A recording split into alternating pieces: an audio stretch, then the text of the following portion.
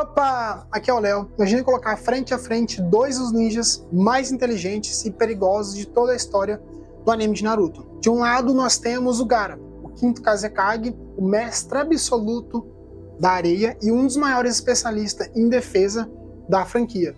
Já do outro lado está Itachi Uchiha, o gênio do clã Uchiha, dono do Mangekyou Sharingan, do Tsukuyomi Infinito, Amaterasu, do lendário Susanoo, equipado com um espelho Iata e a espada Totsuka. Cara, essa batalha divide o fandom inteiro de Naruto há anos, justamente porque ambos possuem habilidades capazes de anular a batalha ou o poder do outro. Mas antes de tudo, você já sabe, né?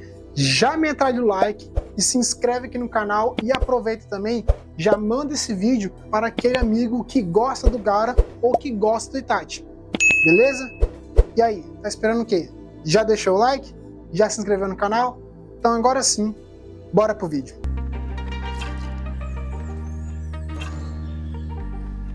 Galera, o primeiro ponto que precisa ser analisado é a defesa do Gaara, considerado uma das mais eficientes de toda a série.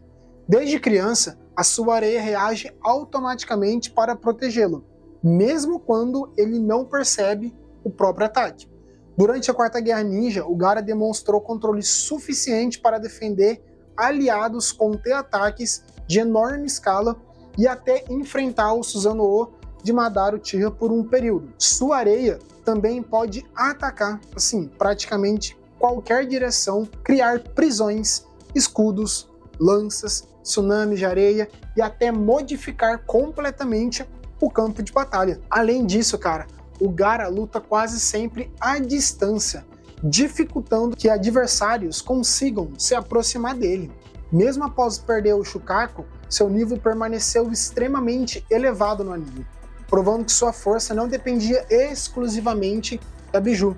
Isso faz dele um dos Kages mais, assim, completos de toda a série, isso sem sombra de dúvida, tá? Mas agora vamos falar do arsenal do Itachi, que é absurdamente perigoso, cara. O maior diferencial do Itachi nunca foi apenas o seu poder bruto em si, tá? Mas a sua capacidade de vencer batalhas antes mesmo que elas realmente começassem. O seu Sharingan, ele lê movimentos, prevê ataques, aplica genjutsus extremamente precisos. Por exemplo, o Tsukuyomi pode derrotar um oponente em questão de segundos, caso haja um contato visual com o Itachi.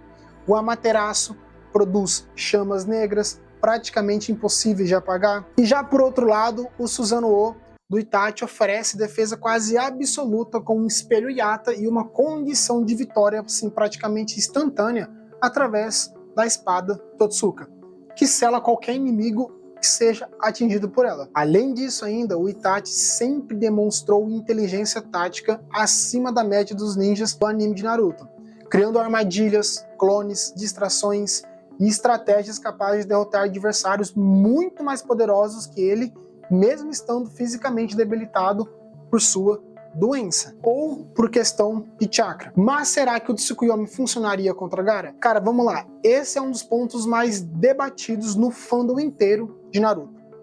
Como o Gaara normalmente luta mantendo a distância, ele não precisa olhar diretamente para os olhos do Itachi durante todo o combate. Sua areia automática continua funcionando mesmo sem o comando consistente e ele ainda pode utilizar recursos, e principalmente isso reduz bastante uma das maiores vantagens do Itachi. Entretanto, seria um enorme erro imaginar que o Genjutsu deixaria de existir completamente nesse cenário, tá? O Itachi possui diversas ilusões além do Tsukuyomi Infinito, e frequentemente utiliza distrações extremamente inteligentes para criar oportunidades de contato visual com o oponente. E uma delas é o Itachi era mestre em usar corvos para criar genjutsus complexos. A sua técnica mais famosa, usando essa ave, era a ilusão demoníaca Miragem do Corvo, onde ele transformava o seu próprio corpo em um corvo ou lançava uma revoada de corvos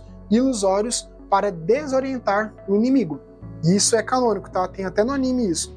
Ou seja, embora o Gaara tenha maneiras de diminuir esse risco, ele ainda precisaria lutar praticamente assim, sem cometer nenhum erro durante toda a batalha, porque se ele cair no genjutsu do Itachi, a luta já era. Pode até imaginar, mas o Gaara tem um Shukaku. O Gaara tem um Shukaku no final do anime, tá? Porque o Gaara, no primeiro arco do anime de Shippuden, o Gaara deixa de ser um Jinchuriki, tá? Que a Katsuki remove o Shukaku dele. Aí tem todo o lance lá do arco, tá? Quem assistiu vai saber. Então o Gaara, ele fica, assim, o anime praticamente inteiro do Naruto sem ser um Jinchuriki, tá? Sem ser um Jinchuriki, as pessoas esquecem isso. Então eu vou pegar essa fase do Gaara. E outro fator decisivo envolve o Amaterasu. À sua primeira vista, parece uma técnica impossível de defender, mas a areia do Gaara já demonstrou velocidade suficiente para interceptar ataques extremamente rápidos. Em teoria, ela pode bloquear parte das chamas antes que atingissem diretamente ele ou até separar a areia incendiada do restante da areia. Porém, isso também consome recursos defensivos, enquanto Itachi continua pressionando com outras técnicas. Já o contrário também acontece também, tá?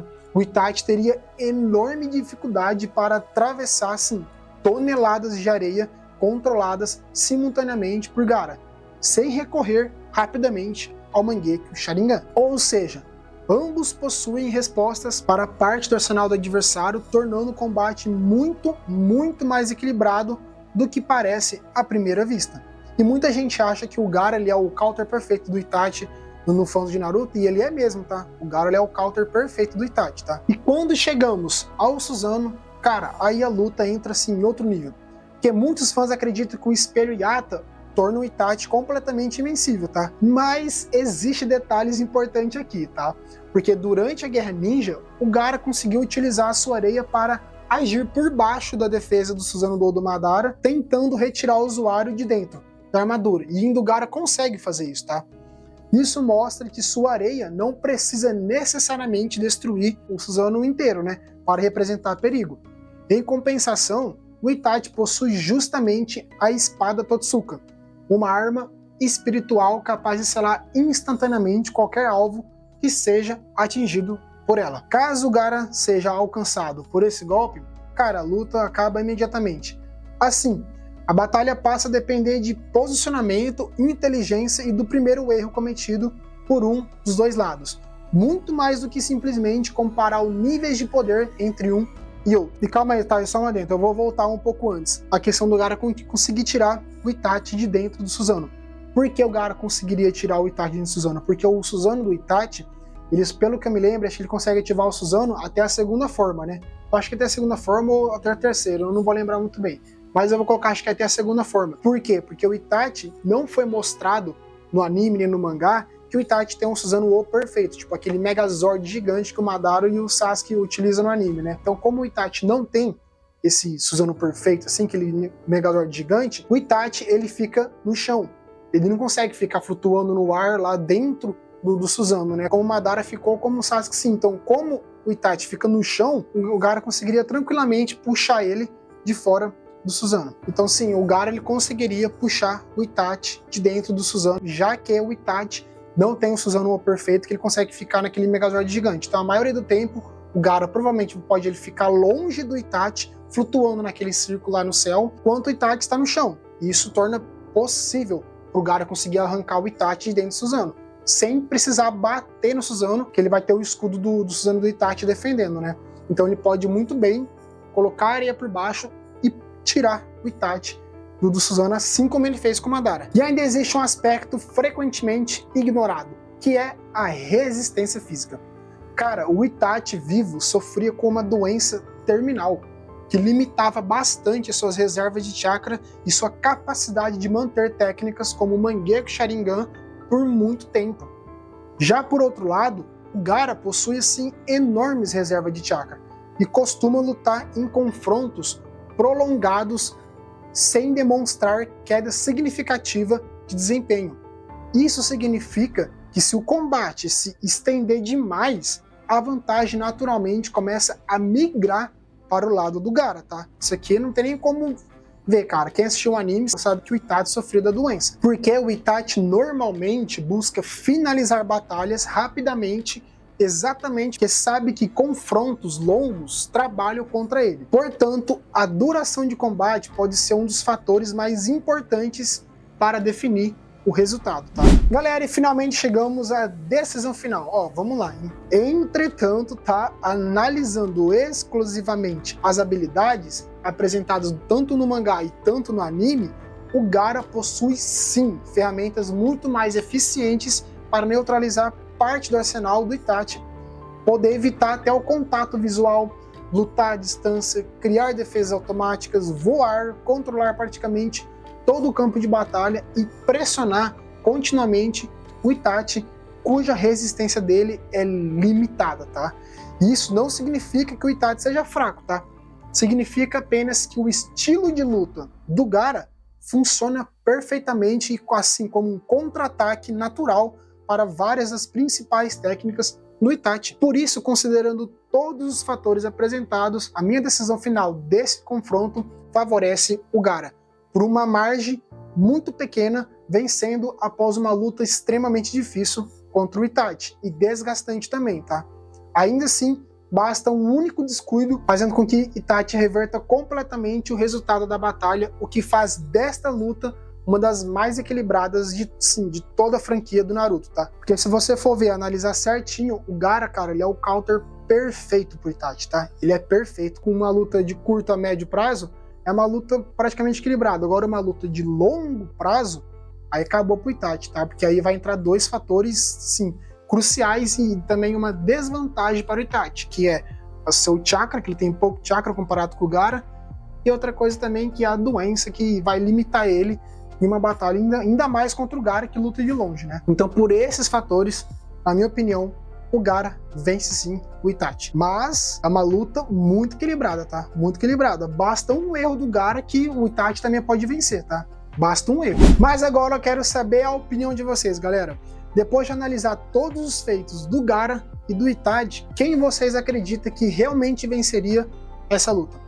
O Kazekage conseguiria superar o gênio do clã Uchiha, ou o Itachi encontraria assim, algum cenário, alguma forma de decidir a luta antes mesmo que o Gaara pudesse usar todo o seu potencial e todo o seu arsenal também, né? Então escrevam as suas respostas aqui nos comentários e principalmente, cara, explique o motivo da sua escolha. E por que você escolheu o Itachi ou por que você escolheu o Gaara.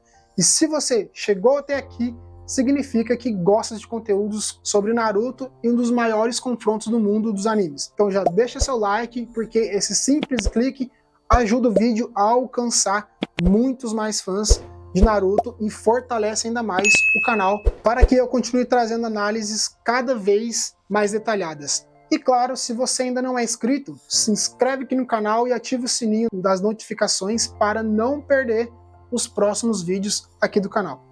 É isso aí, galera. Eu vou ficando por aqui. Um forte abraço. Até o próximo vídeo. Falou!